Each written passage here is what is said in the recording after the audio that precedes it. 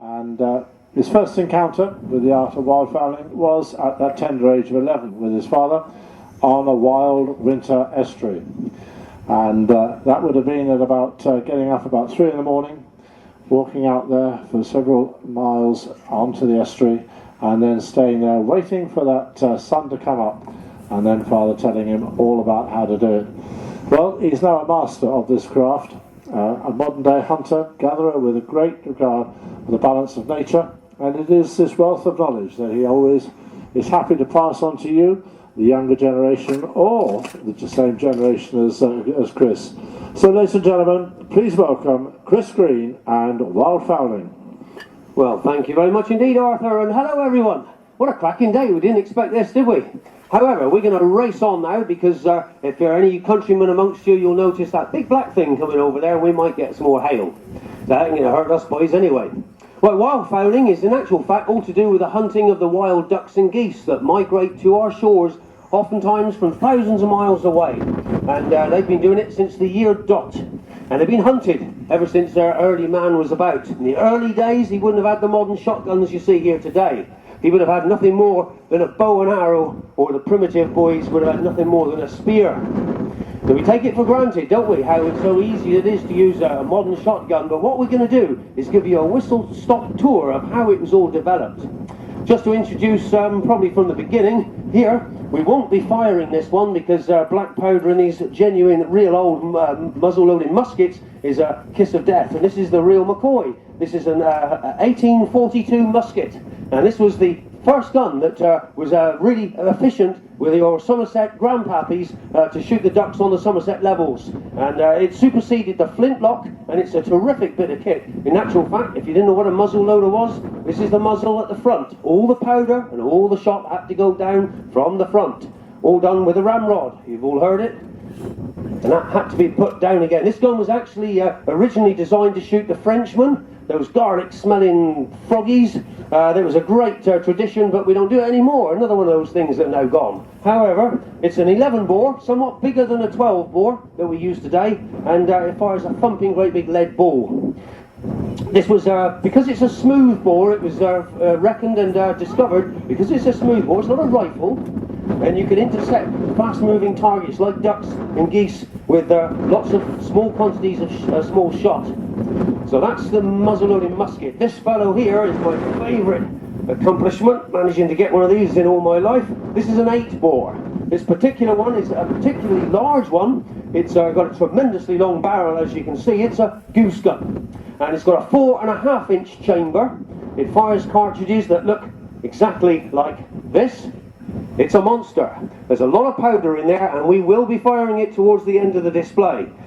As I say, it's Damascus barreled. It was built in the year 1895, and notice how it's now, they've mastered the breech opening system. Previous to that, it was all muzzle loaders. Once they've developed this one, you can use the expanding cartridge that we take for granted today, but it was the expanding cartridge that sealed those high pressure gases to stop them coming back in a shooter's face. It's got the underlever, and it fires a mighty load of shot, 2 3/4 ounces from the shoulder. This one, we'll be firing that one for you a little bit later, rain or shine. Okay, we're all familiar with the side by side. Not much difference, the over and under, it makes no difference. This is the sort of gun that I grew up with when I was finally allowed a double barrel, and this is quite capable of shooting ducks. It's a 3-inch magnum, and it's now capable of shooting steel shot with these more modern guns. Be warned, if you've got a lovely old grandpappy's English gun of an old age, then if you fire steel shot, which is the cheapest alternative to lead, because as most of you know, you're not allowed to shoot ducks and geese with lead shot anymore. Those days are long gone. You've got to use non-toxic. Steel is the cheapest alternative. If you have got full choke in this barrel, on your left-hand barrel, and you fire steel shot through it, it's goodbye to the end of your gun. So you've got to know some of this stuff. We'll be firing these off in just a moment, but first of all, introduce the latest in the state of the art of engineering. This is a gas-operated semi-automatic shotgun. The barrel does not break in the more conventional way we're familiar with. It loads from the side. Has a magazine underneath that can store 2 more cartridges, so it gives you a chance of 3 shots. That's not greedy, because sometimes you do actually need that. Anyway, we'll talk about all this as we go. So just to give you a little bit of value for money, I think what we'll do is we'll fire this one and you'll get some idea of the flavour for it all. It's a good opportunity to get my dog Jake. This is Jake. If you do go shooting, you've got to have with you the services of a well-trained gun dog. I'd like to show you mine. Trouble is I haven't got one. All I've got is him. Look at that. He's a stinking sack of entrails. He's got to be the ugliest thing you've seen here at the show today, isn't he? Look at that rubbish. He doesn't even know if he's not a polar bear or not, does he? Look. But he's a big, powerful dog. He's 5 years old. He's the softest tempered dog. The nature of this dog is... Look at this, look. He says, I love my daddy. The reason he does that, of course, is because I come home from work at 5 o'clock every evening and give him a great big hiding with a big stick. I don't do that, I'm only joking. Do you know what? He's 5 years old. He's never, ever barked in the whole of his life. How about that? But he's a powerful dog, and you need a powerful dog when you're hunting geese. Take a look at the biggest bird you can shoot with a shotgun in this country. And it is this boy. It's the Canada goose. If you were around in the early 1800s, you would never have seen him. This bird was, in actual fact, it was the late 1700s when they were first introduced. Previous to that, on the Somerset levels, where your grandpappies would have harvested the ducks and geese, nobody ever saw them then.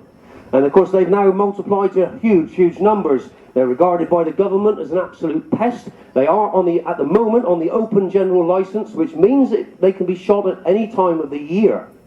Now, stop there, because who on earth that calls himself a wildfowler would ever shoot these birds when they're nesting? That is not what we're talking about. It's a winter sport. Now take a look at the size of this bird, almost as big as me dog. He's going to be expected to retrieve that bird that could weigh 10 to 15 pounds over huge distances. Remember, we're shooting over a tidal estuary. When the tide comes in the West Country, it comes in like the clappers. If you hit your bird down, splash, down it goes. If you're not on it very quickly, you don't stay where he landed on the water dead. He's going to be sailing straight away down with the tide, and it travels pretty flipping quick, so you need to be on it fast. That's where big, powerful Jake, he's made for the job. And his job is to finally get to that bird, which could be 100 yards away by the time he finally grabs it. Think on this. All dead birds float, so this is not difficult for any dog. Basically, all he's got to do is to swim with that bird in his mouth. Even though he's a powerful swimmer, he's not capable of swimming against a fast incoming tide. He'll be going backwards. So by the time, he's got to have the intelligence, of course, to get back to the marsh pretty quick. And that way he can obviously use his legs. And he's got to carry it all the way back to me in me hide. See, this is not a normal job. This is nothing like pheasant shooting or shooting driven partridges. It's a totally wild, it's the oldest shooting sport. Okay, when I was 11 years old, my dad first took me shooting, and he made me carry a big old duck gun around for 12 months before he ever let me have any cartridges. What he was doing is making sure I knew how to handle a gun properly.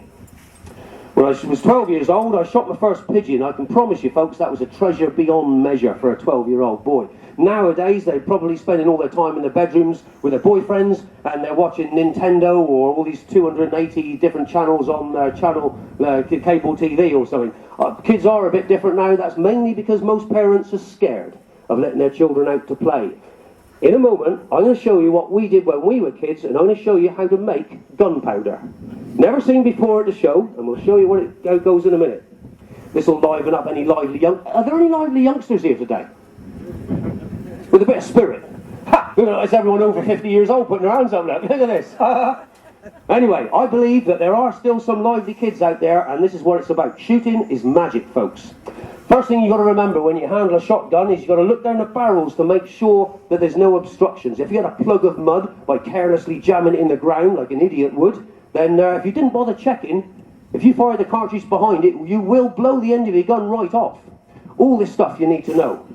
So the barrels are clear. In goes these are blank cartridges that I'm using today, and they're a bit lively, okay? So you have been warned. There will be a number of loud bangs, so you have to hang on to your hats. Okay, it's a double barrel, so we'll have 2 cartridges. Now, let me show you the proper way to close a shotgun. I knew this when I was just 11. You close the shotgun with a stock up to the barrels. I'll show you again. That is the proper way to close a shotgun. Let me show you the wrong way, and you clay pigeon shooters, you know exactly who you are, and it's a very careless, lazy man's approach to handling what could be a dangerous piece of kit. You've seen it, you know who you are. They stand up in the cage, they're ready to take their shot at the clay targets. A bit artificial, actually, you know damn well where they're coming from. And they actually come on demand, so you tell them to pull, and you're ready to take your shot. But the clay shooters, you watch, you've seen it in the Olympics, and I cannot believe this, slamming a gunshot like that. That is not good, folks. Look where it's pointing. You've got to think on this, because inside here we've got a very simple mechanical device. Unless it's serviced, like you MOT your car, every year it will at some stage fail. And the last thing you want is it going off when it slams shut like that. So it's a bad habit to get into. So remember what we said earlier, stock up to the barrels and then right up in the fresh air. Now most of us, of an older generation, we're sick and tired of health and safety regulations every which way you turn. But you have to remember, this, folks, is the dangerous end, alright? It's sharp. He'll hurt you if you don't know what you're doing. So you've got to make sure your gun barrels are pointing up in the air at all times. Here we have the safety catch situated on the top of the stock. The safety catch does not make the gun safe. All the safety catch does is stop the triggers from being pulled. It does not prevent the hammer from striking the firing pin. So bear that in mind. It took me a long time. My apprenticeship lasted 12 months. All I wanted to do was to shoot a pigeon, but my daddy was smart. Okay, we're going to fire him off. By the time the shot leaves the muzzle of the gun, it's already travelling faster than the speed of sound. The speed of sound travels at 1,100 feet per second. What that is in metric money, you figure it out. Jake, stay. Okay, so here we go. This is black powder, and we're going to show you how to make it in just a moment. Here we go. Beautiful, isn't it? Remember, there could be a little old lady right at the top end of the showground. Didn't hear that properly. I think we should have another one. One more. And that's the 12-bore shotgun. There's the empty cases with the expanding cartridges, and no gases come back in the shooter's face.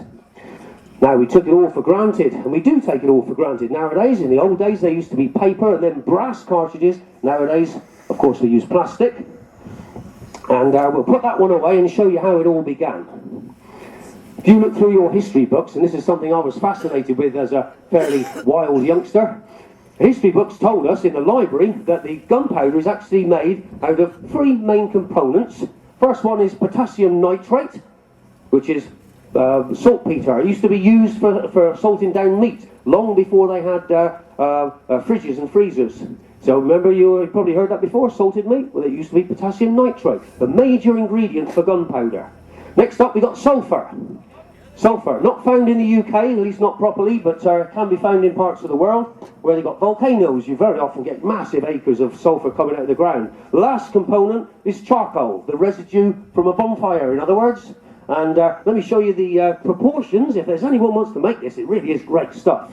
75% saltpeter, mixed with 15% of this yellow stuff, the sulphur, mixed with 10% of the charcoal. Those Chinamen with those slanty eyes and wearing a lampshade hat, you know, the archetypal Chinaman, they discovered this about 2,000 years ago. They knew all about fireworks, and they managed to harness those explosive forces.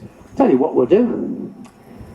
I'm not going to mix it now. It's going to get a shower of rain. I don't want to get me stuff particularly wet. But anyway, you know what it sounds like, and it goes off with a mighty bang. It's not an explosive, it's a propellant. It's designed to propel a wad which pushes the shot down the barrel. So we do have those Chinamen to actually thank for this brilliant sport we have today. Okay, now of course it took a long time. We mentioned the musket earlier on.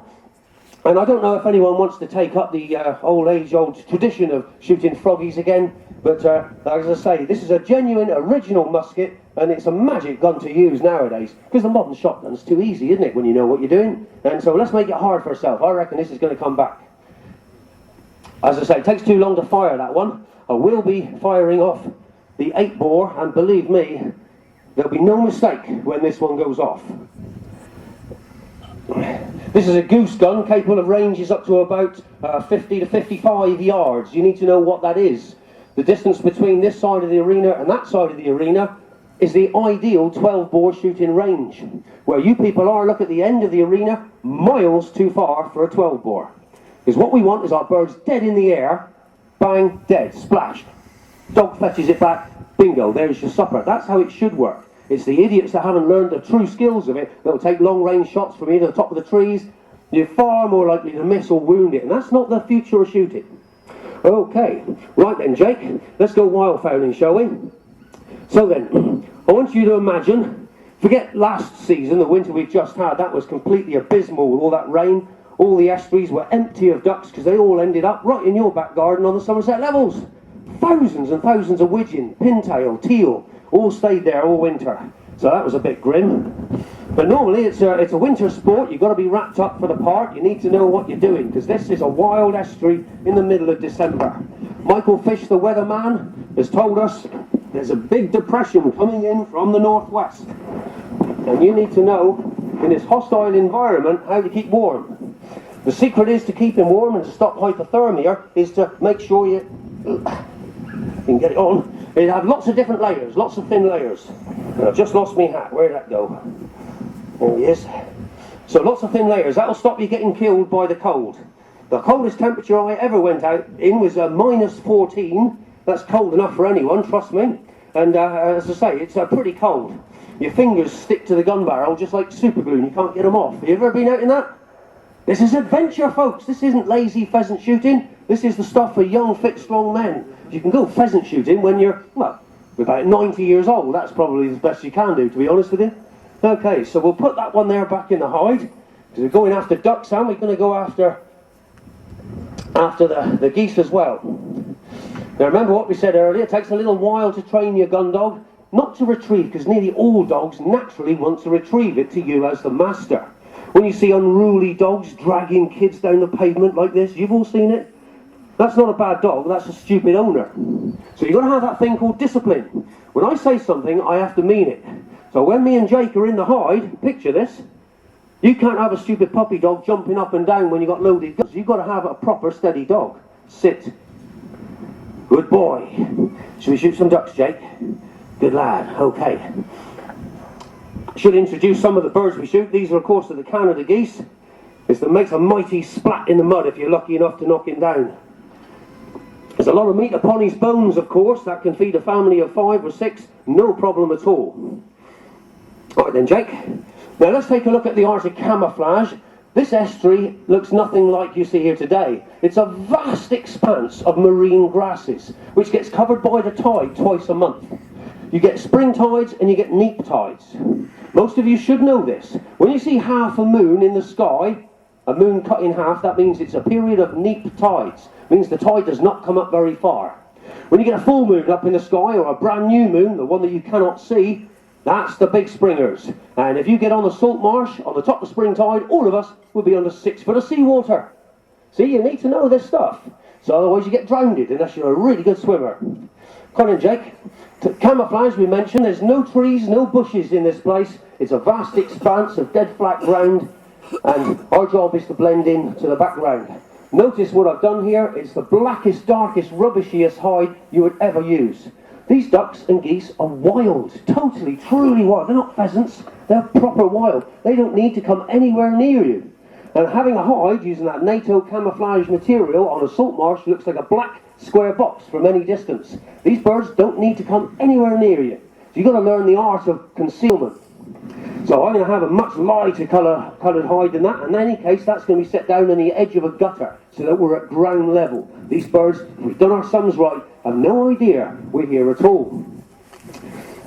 Before I go too far, let me just explain the modern shotgun. Remember we mentioned the Chinese discovering gunpowder 2,000 years ago? It's been developed by machines nowadays. It's virtually untouched by human hands. It's a gas-operated semi-automatic, and I'm going to see if I can get the darn thing to work. I've spent £1,000 on this, quite a few years, just trying to have shot a heck of a lot with it. Come on. Got a magazine underneath, and we'll see if we can get it to cycle. What you should see, because it's gas operated, it recycles the action and loads up with a fresh one from underneath. Should see the empty case fly out and automatically load up instantly. Here we go. There's the empty cartridge somewhere over there, and guess what? It's jammed. And I can tell you folks, I get up 3 o'clock in the morning, I drive 16 miles, I carry a big rucksack with all my gear, 50 pounds in weights, and a big bag of duck decoys as well, and I'm going to walk about 1 mile to 1.5 miles down an old railway line in the dark. It's black as a cow's guts. And I tell you, when you get one shot, one chance of a bird, because that's all you might get, you may not get a shot at all, and you need that second shot to finish it off, and your gun's jammed. It is infuriating. So I say to you, if you're thinking of buying one of these, think again, because virtually everybody who ever bought one of these has had that jam problem. So we haven't advanced that much, have we? Anyway, right, I know a little bit of hailstones coming, and I've arrived on the marsh, and now it's time to rock and roll. Oh. So I've carried all my gear. I spent 20 minutes setting up my goose decoys on the marsh behind. Where you people are, this is the main river. This is the big river running out to sea. 7 miles down the estuary, the tide has turned and is already coming in. And very soon, it'll be getting light. And I don't mean sunlight, I mean that first dipsy dark, which is just starting to get a bit lighter. Jake, you always stay on my left. Of course, you need to learn a new skill now. You've got to be learning the duck calls and the goose calls. And you can mimic the same sounds, you'll be able to bring them within range of the gun. Okay, Jake, are you ready for this? We've been wildfowling a few times now, haven't we? And I think it's time we loaded the gun. Because out there, I can hear the widgeon, whistling, and the pintail, and the teal. And as the tide comes in, it's starting to gurgle and swirl all around the gutters, all around me now. And very soon, I'm going to be cut off from the mainland. Listen, out there I can hear the mallards.